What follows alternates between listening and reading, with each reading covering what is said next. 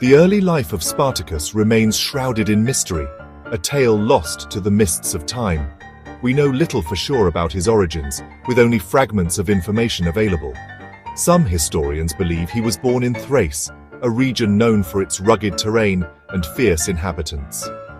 This region, known for its fierce warriors, was located in the Balkans, a land of ancient tribes and constant conflict. This area now encompasses parts of modern-day Bulgaria, Greece and Turkey, each with its own rich history. Others speculate about ties to the Roman army, suggesting a different path for his early years. He may have served as an auxiliary soldier, fighting alongside Roman legions in distant lands. Perhaps he even earned Roman citizenship before his capture, a rare honor for someone of his background. Despite the lack of concrete information, we can piece together a likely narrative from these scattered clues. Spartacus likely knew the life of a free man, experiencing the world as both a shepherd and a warrior. He may have experienced the joys and hardships of a shepherd or soldier, each role shaping his character. He likely understood the value of freedom, a precious gift that many take for granted. He certainly knew the pain of its loss, a loss that would ignite a fire within him. This understanding would fuel his later actions, driving him to fight for the freedom of others. It would make him a beacon of hope for the oppressed, a symbol of resistance against tyranny. The circumstances surrounding Spartacus's enslavement also remain unclear, adding to the enigma of his life. We do know he ended up in Roman hands, a fate that sealed his destiny. He was likely sold into slavery, a common fate for prisoners of war in those brutal times. This was a common fate for prisoners of war, who were often treated as mere commodities. Many were forced to endure brutal conditions, working under the harshest of circumstances. They were often sold to the highest bidder, their lives reduced to mere transactions. For Spartacus, this meant a life of unimaginable hardship, a stark contrast to his earlier freedom. He was forced to confront the brutal realities of Roman slavery, a system designed to break the human spirit. The journey from freedom to slavery was a brutal one. It was a path filled with unimaginable hardships and relentless suffering. For Spartacus, it meant a harsh and unforgiving reality. Every step he took was a reminder of his lost freedom. He was stripped of his identity, his past erased in an instant. He was no longer a free man, but a commodity, a mere object to be bought and sold. Traders likely marched him across vast distances, through treacherous terrains and unforgiving climates.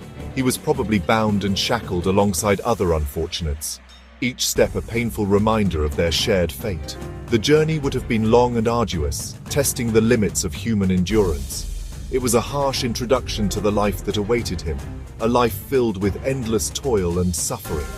Upon arrival in Rome, Spartacus faced a new set of horrors. The bustling city was a stark contrast to his previous life. The slave markets were bustling and cruel, a place where human lives were traded without a second thought. Men, women and children were displayed like cattle, their dignity stripped away. They were poked, prodded and assessed for their value, reduced to mere objects of trade. Spartacus, a strong and able-bodied man, would have been a valuable commodity, his strength seen as an asset.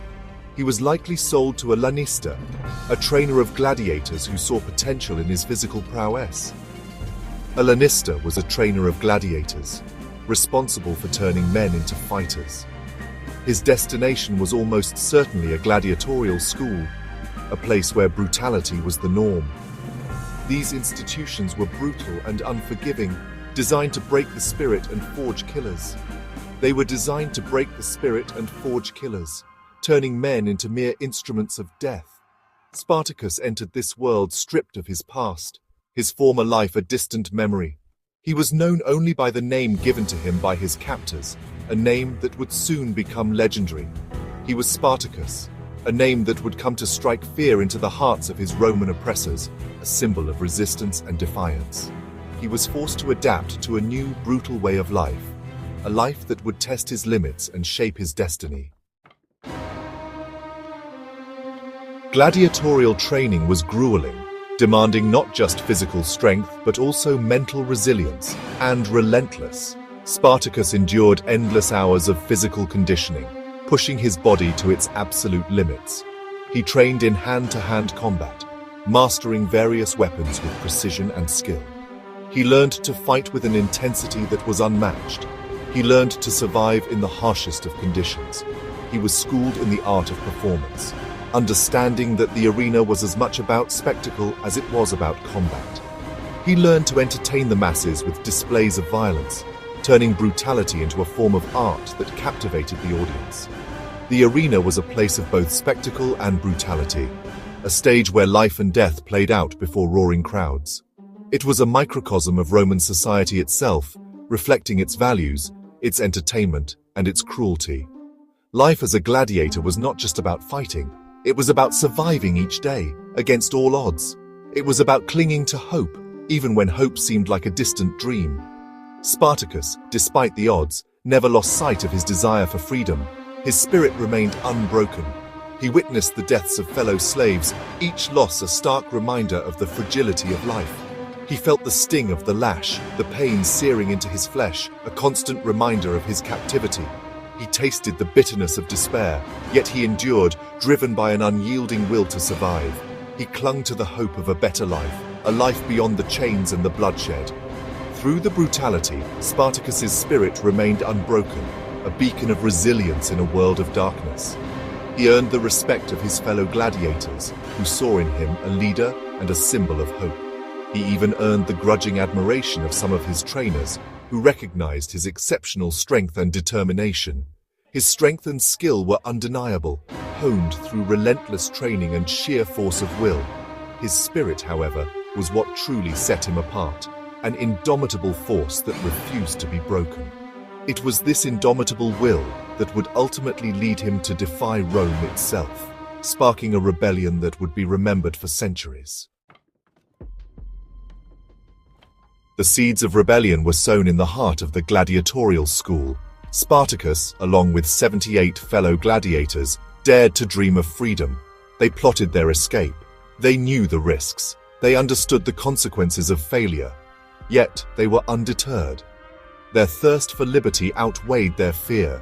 The rebellion began with a desperate act. Armed with only kitchen knives, Spartacus and his comrades fought their way out of the gladiatorial school in Capua. They overpowered their guards. They seized weapons. They fled into the night. Their escape was a testament to their courage and desperation.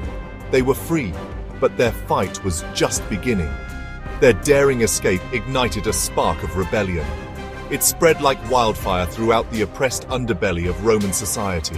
Slaves, inspired by Spartacus's courage, flocked to his banner.